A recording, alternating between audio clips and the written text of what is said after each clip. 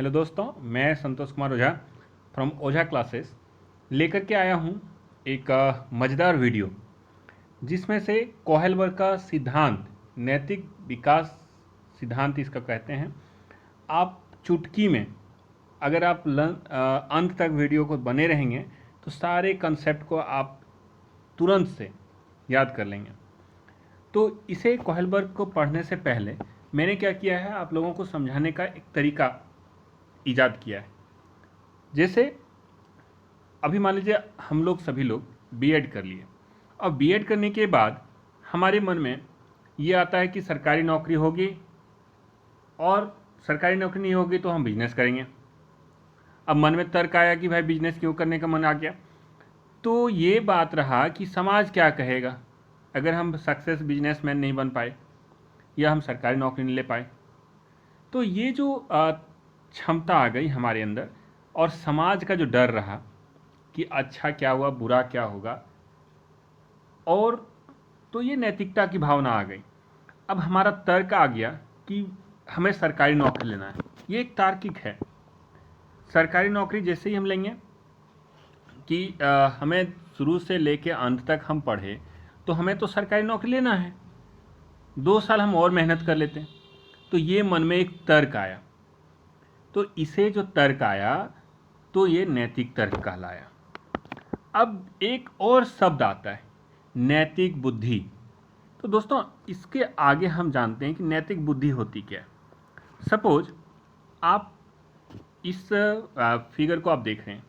इस फिगर का ये मतलब है कि एक ट्रेन है, उसका 2 रास्ता है और ये 2 रास्ता जो है, दोनों रास्ता का स्विच आपके यहाँ पर है। ये आप हैं, इसको हम लीवर कर सकते हैं। इस लीवर का काम ये है कि आप जिस तरफ मोड़ना चाहेंगे वो आपके हाथ से लीवर को घुमाइए और ये ट्रेन उस रास्ते से चला जाएगा। यहाँ पर एक आदमी है इस रास्ते में, यहाँ पर 5 आदमी। तो बताइए दोस्तों, आप किस और मोड़ना चाहेंगे?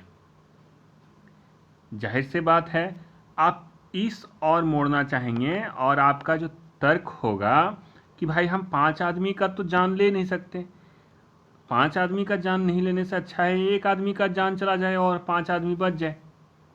तो आप अगर ये सोच रहे हैं तो 99.8% आपकी जो है नैतिकता बुद्धि यहाँ पर सही है। दूसरा एक और इन केस मान लीजिए क्या हुआ कि आपका एक अच्छा सा करीबी दोस्त जो भी हो वो इस स्थिति में खड़ा है, ये आपका फ्रेंड है और यह इन लोगों को आप नहीं जान रहे, तब आपका लीवर का डायरेक्शन किस और होगा? अगर आप सोच रहे हैं कि इसको बचाना है तो यहां डिपेंड करता है आपकी नैतिकता पर। अब यहीं से शब्द उठता है नैतिकता क्या होती है। तो इस चीज को समझने के लिए कोहलबर्ग की थ्योरी को हमें और अच्छे से समझना होगा। तो चलिए कोहलबर्ग की थ्योरी को हम अच्छे से जानते हैं। दोस्तों ये जो कोहलबर्ग का नैतिक विकास सिद्धांत, इनका पूरा नाम लॉरेंस कोहलबर्ग था। ये एक अमेरिकन मनोवैज्ञानिक थे।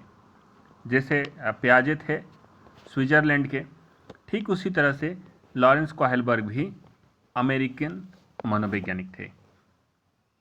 अब इन्होंने 1958 में एक अच्छे से बताए थे। क्या बताए थे? एक बुक लिखे। उस बुक में इन्होंने सारे चीज़ों को, the theory of moral education, ये बुक इतने फेमस हो गए कि इनके सारे थ्योरी को वहाँ पर समेट के रखा गया। और जब इन्होंने बच्चों का 20 साल तक ऑब्जर्वेशन देखा और इनका सबसे बड़ा एक बच्चों पर ऑब्जर्वेशन को दिखने का था, वो बच्चों से लघु कथा सुनवाते थे, बच्चों को एक अच्छा स्टोरी सुनाते थे और उस स्टोरी में अपना कुछ ट्विस्ट डाल देते थे।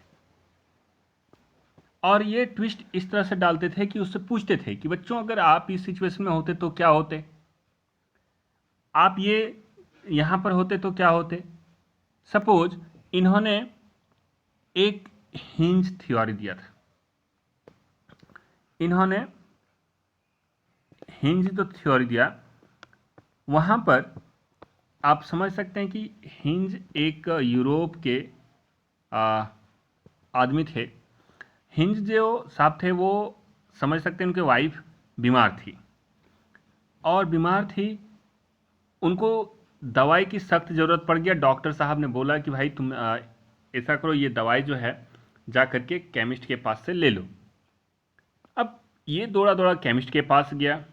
केमिस्ट ने जवाब दिया कि भाई मेरे पास एक ही दवाई है, और उस दवाई को मैं जो लागत मूल्य है उससे हम कई गुना ज़्यादा लेंगे। सपोज $2000 के आसपास बोला होगा। अब ये दौड़ा दौड़ा भाग दौड़ किया, अपने जितने भी सगे संबंधी थे सब लोगों से कंट्रीब्यूट किया, मांगा, तो मुश्किल से $1000 के आसपास हुआ होगा। तब जा करके वो दिखाया केमिस्ट के पास कि भाई तुम हमें दवाई दे दो, ये पैसे रख लो और बाद में हम दे देंगे। लेकिन केमिस्ट ठहरा प्रोफेशनल, अब वो प्रोफेशनल नहीं दिया। तब लास्ट में वो सोचा कि हम क्यों ना इस दवाई को ही चोरी कर लें।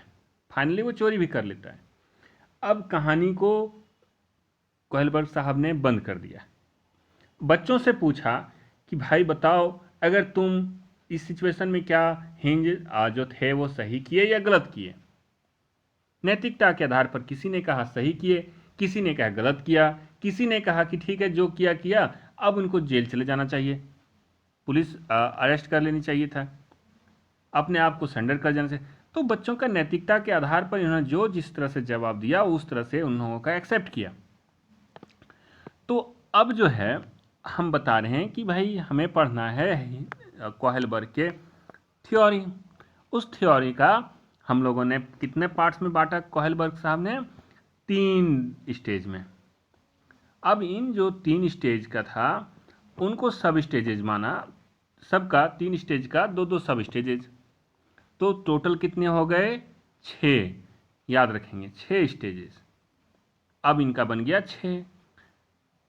तो अब हम लोग जानते हैं कोहलबर्ग का विकास का सिद्धांत क्या था। एक बात और मन में आता है कि नैतिकता होता क्या है, नैतिकता का अर्थ क्या है। तो पहले हम इस को पढ़ लेते हैं कि नैतिकता का अर्थ होता है नैतिक व्यवहार जन्मजात नहीं होता है। कोई भी बच्चे का अगर हम बात करें तो वो नैतिकता के आधार पर, जन्म के आधार पर उनका पास कुछ नहीं होती नैतिकता।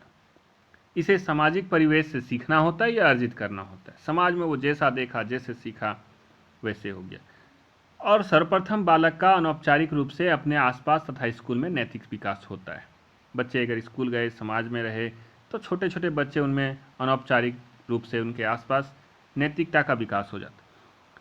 तो लॉरेंस कोहलबर्ग साहब ने इन्हें बोला कि जब बालक का जन्म होता है तो वह ना तो नैतिक होता है और ना ही अनैतिक बालक, बल्कि वह अच्छा या बुरा आचरण समाज से सीखता है। इसलिए कहा जाता है कि विकास की प्रक्रिया वातावरण की महत्वपूर्ण भूमिका होती है। अब इन्होंने जो 3 स्टेज दिया उस 3 स्टेज को हमने देखने की कोशिश करते हैं। तो सबसे पहले जो था वो है पूर्व परंपरागत अवस्था। ये 4 वर्ष से 10 वर्ष चलता है। इसको अगर बात करें तो प्री कन्वेंशनल स्टेज। नंबर 2 वो है परंपरागत अवस्था, वो 4 से 10 वर्ष तक, इसको इंग्लिश में कहें तो कन्वेंशनल स्टेज होती है। नंबर 3 वो है उत्तर परंपरागत अवस्था, 13 वर्ष से अधिक। दोस्तों ये छोटी सी नोटिस करना है यहाँ पर, ये 10 से 13 वर्ष होगा, ये 10 से 13 वर्ष, प्रिंट में थोड़ा सा मिस्टेक हुआ है, 10 से 13 वर्ष है ना। आइए इसके आगे चलते हैं। तो नैतिकता हम लोगों को समझ गए। अब कोहलबर्ग का जो नैतिक विकास सिद्धांत था उसे एक बार जानते हैं। एक चीज़ और आप याद रखिएगा, इनकी एक शिष्या थी, उन्होंने इन पर आरोप लगाया था कि भाई कोहलबर्ग साहब का जो एक्सपेरिमेंट था, ऑब्जर्वेशन था, या आप कह सकते हैं जो रिसर्च किए वो लड़कों पर किया। कहीं ना कहीं यहाँ पर कह सकते हैं कि लिंग पूर्वाग्रह से ग्रसित हो गए, तो ऐसा कुछ नहीं है। आरोप लगे, वो शिष्य अभी भी है, सॉरी थी उस समय, और उन्होंने आरोप लगाए। अब इनकी कोहलबर्ग का नैतिक विकास का सिद्धांत इन्होंने 20 साल तक विशेष प्रकार के साक्षात्कार का प्रयोग करने के बाद बताया कि नैतिक विकास के 6 चरण हैं जिन्हें आसानी से पहचाना जा सकता है। इन 6 चरणों में से प्रत्येक चरण नैतिक सुविधाओं को, दुविधा जो भी हमारे अंदर सुलझाने में अपने पूर्व चरण से अधिक परिपूर्ण होते हैं। मतलब एक स्टेज जहां खत्म होती है, दूसरा स्टेज उसको और बेहतरीन बनाता है। किसके आधार पर? पहले के जो चरण हैं, पहले का जो स्तर है, उसी तरह जब थर्ड चरण में वो आता है तो बाकी दोनों चरण के सहारे वो आगे बढ़ता है। बालकों में चरित्र निर्माण या नैतिक विकास के संदर्भ में कोहलबर्ग ने अपने अनुसंधान के आधार पर यह निष्कर्ष निकाला कि बालकों में नैतिकता या चरित्र के विकास की कुछ निश्चित एवं सार्वभौमिक अवस्था में पाई जाती है। तो सबसे पहले हम जानते हैं कि पहला जो है पूर्व नैतिक स्तर, उसका उम्र कितना, 4 से 10 वर्ष। इसका जो 10 सब स्टेजेज हैं उसे आगे पढ़ते हैं। इसका पहला है आज्ञा एवं दंड की अवस्था, ये 4 से 7 वर्ष चलता है, stage of order and punishment. दूसरा है अहंकार की अवस्था, 7 से 10 वर्ष, स्टेज ऑफ ईगो। तो दोस्तों मेरे कहने का मतलब ये है कि जो 2 स्टेज हम लोगों ने पढ़ा, अब ये 2 स्टेजेज को थोड़ा और डिस्क्राइब कर लेते हैं। पहला क्या, वो है आज्ञा एवं दंड की अवस्था। कम आयु या अपरिपक्व होने के कारण बच्चा डरता है कि काम किया जाए या ना किया जाए। मान लीजिए कोई बच्चा कुछ गलत काम किया, अनैतिक व्यवहार किया, तो हम लोग उसको ज़्यादा से ज़्यादा क्या कर सकते हैं? थोड़ा बहुत डांट सकते हैं, दंड दे सकते हैं कि भाई तुम अगर इस तरह से करोगे तो हम तुम्हें मुर्गा बना देंगे, या हम तुम्हें कुछ और ये लगा देंगे, डांट सुना देंगे। तो वो क्या है ना कि वो दंड के डर से किसी भी काम करने से बचेगा। और ये जो आज्ञा, ये अब क्या है कि 4 से 7 वर्ष तक बच्चे को हम लोग सदस्य जो भी होते हैं परिवार के, वो कुछ कार्य करने का आदेश देते हैं कि भाई थोड़ा ये कर लो, थोड़ा वो करना, वो स्टिक लाना, वो चेयर को थोड़ा सा ठीक कर दो, या बल्ब का स्विच दे दो। इस टाइप से हम लोगों ने धीरे धीरे कुछ सीखते हैं।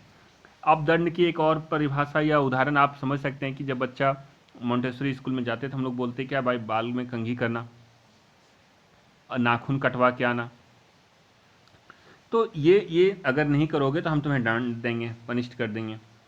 अब दूसरी है जो अहंकार की अवस्था, वो क्या है कि यदि उसका उद्देश्य झूठ बोलने से पूरा होता है तो वो बोलता है, वह क्रिया अहंकार की अवस्था में आती है।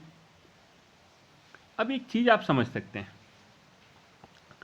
यहां पर बच्चे क्या करते हैं कि अगर आप किचन में कुछ सामान रखें और वो किचन का उसको भूख लगा है तो वो निकाल के खा लेगा। क्यों? क्योंकि उसका उद्देश्य का पूर्ति हो रही है। तो यहाँ पर उसे कुछ न कुछ उद्देश्य का पूर्ति के लिए वो झूठ बोल देगा।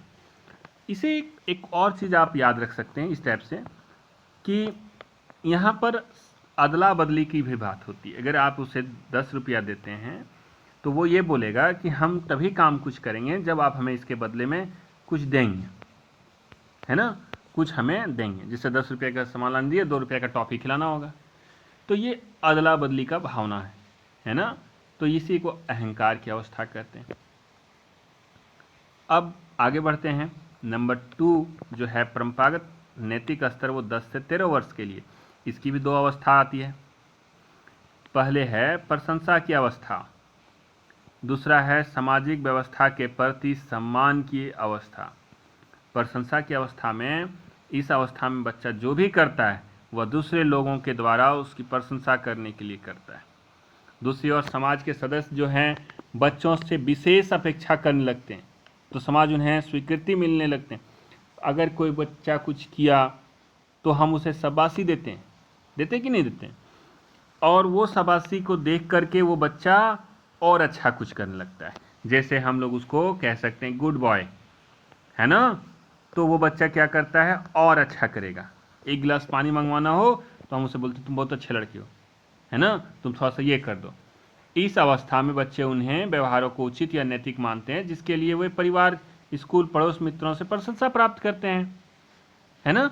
जब या गुड बॉय गुड गर्ल की बात करते हैं, इस प्रकार हम कह सकते हैं कि इस अवस्था में बच्चे के चिंतन का स्वरूप समाज के प्रति, है ना, या उसके प्रति, परिवेश के प्रति जिम्मेवार होता है।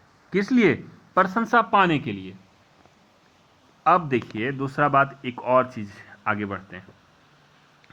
सामाजिक जो भी व्यवस्था है उसके प्रति सम्मान की भावना। जैसे समाज में व्यवस्था है कि दिवाली आ गई, है ना, और ये दिवाली है, और दिवाली में हम लोग क्या करते हैं, पटाखा फोड़ते हैं, है ना। दिवाली में क्या करते हैं, पटाखा फोड़ते हैं। तो बच्चा तो ये नहीं पूछा कि भाई दिवाली में हम पटाखे क्यों फोड़ते हैं, उसको तो पटाखा चाहिए, है ना। अब दूसरी है, मान लीजिए हम क्या किए, ईद आ गई, अब ईद में हम क्या किए, सेवई बांटे। ईद में क्या किए, सेवई बांटे। तो बच्चा भी बांटेगा, उसको ये नहीं पता है कि भाई क्या करना नहीं करना है, बस बांटना है, गिफ्ट देना है। उसी तरह से बड़े दिन आएगी, जैसे क्रिसमस ट्री के आसपास सजा दिए, है ना। तो बच्चा को उससे समाज में जो भी आप व्यवस्था बनाए उसके प्रति उसका सम्मान बना रहता है, उस व्यवस्था के प्रति। वो कभी नहीं पूछता ये क्यों हुआ, वो क्यों हुआ। आगे जो तीसरा है और लास्ट स्टेजेज हैं वो है उत्तर परंपरागत अवस्था, पोस्ट कन्वेंशनल स्टेज, समाज के साथ संबंध। और दूसरा है सार्वभौमिक संबंध। समाज के संबंध में ये समझते हैं कि कोई भी बालक इस अवस्था में क्या करता है कि वो नहीं चाहता है कि समाज से इसका रिश्ता कहीं ना कहीं टूटे, है ना। वो नहीं चाहता है कि नहीं टूटे, समाज से व्यवस्था कभी नहीं चाहता कि समझौता करके उसका टूटे, किसी भी तरह से कोई भी ऐसा काम करे जिससे उसका समाज से रिश्ता नाता टूट जाए। और दूसरा जो है वो है सार्वभौमिक संबंध। सार्वभौमिक संबंध का मतलब होता है कि इस अवस्था में बालक विवेक का प्रयोग करने लगता है। विवेक का प्रयोग ये करता है कि अगर समाज में कुछ बुराई है तो उस बुराई को वो अपना विवेक से, अपना तर्क से उस बुराई का कटाक्ष करता है और समाज को सही रास्ता ले जाता है कि भाई नहीं ये गलत बात है। और एक समय आप देखे होंगे कि वो उसी समाज के प्रति आस्था रखता है, सम्मान करता है, और ये अवस्था में क्या करता है, वो समाज के प्रति अगर कुछ भी नियम में थोड़ा वो चाहता है कि अगर फेरबदल हो जाए जिससे वो अच्छा और बुरा का पहचान हो जाए, तो यहाँ पर वो बदलाव चाहता है। तो दोस्तों मैंने बहुत ही सरल भाषा में इस चीज़ को बताने का प्रयास किया, चूँकि कोहलबर्ग थ्योरी बहुत बार क्वेश्चंस आता है, और आने के साथ साथ हम चाहेंगे कि जो भी इससे क्वेश्चन बने, है ना, उसे हमें तुरंत बनाने का प्रयास करें और एक अच्छा सा नोट्स अपने हाथों से ज़रूर बना के रखें, क्योंकि आपका अपना ही नोट्स वो काम देगा लाइफ में।